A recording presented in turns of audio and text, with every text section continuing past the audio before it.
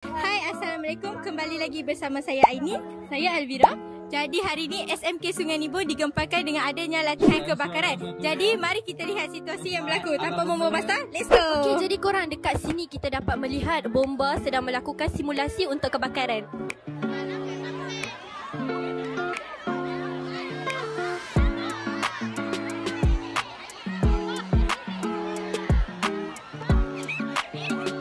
Dari apa yang kita dapat tengok daripada simulasi tadi, marilah kita terjauh warga SMK Sungai Nibong untuk tanyakan beberapa soalan yang menarik. Let's go. Jadi korang, kita dah jumpa mangsa pertama. Sekarang ni saya bersama dengan Mimi. Okey, baik Mimi, apa perasaan Mimi tentang latihan kebakaran kita pada hari ini? Rasa excited sebab tiba-tiba loceng punya panjangnya. Lepas tu ramai yang keluar dengan mengejut apa semua, ramai-ramai itu je lah.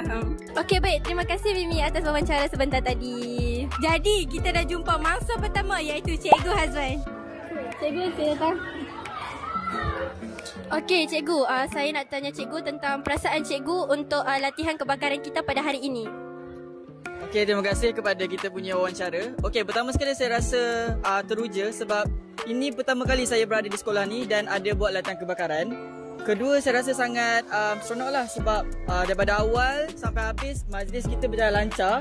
Semua orang rasa macam participated dengan engage dengan aktiviti pada hari ini. And then ketiga, saya rasa sangat bangga sebab budak-budak kita punya pelajar dia sangat berani untuk mencuba untuk memadamkan api tadi ya. Okey cikgu, saya nak tanya satu lagi soalan. Ada soalan yang terakhir. Menurut cikgu, apakah kesan yang dapat diberikan terhadap sekolah kita dengan adanya latihan kebakaran sebentar tadi?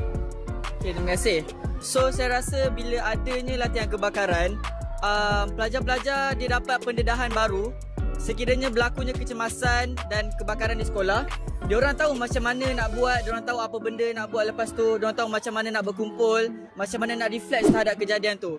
So saya rasa bila adanya latihan kebakaran, diorang akan sentiasa bersedia untuk sekiranya menghadapi kecemasan di sekolah dan bukannya di sekolah saja tapi di rumah atau tempat lain. So diorang tahu menggunakan pemadam api tersebut. So saya rasa event macam ni sangat baguslah untuk buat kat sekolah. Okey, baik. Terima kasih Cikgu Hazwan. Itu sahaja soalan daripada saya. Okey korang, inilah masa yang ditunggu-tunggukan oleh murid SMK Sungai Nibong, iaitu kita wawancarai Abang Bomba. Okey, di sini saya bersama dengan Tuan Mazwan. Okey, baik.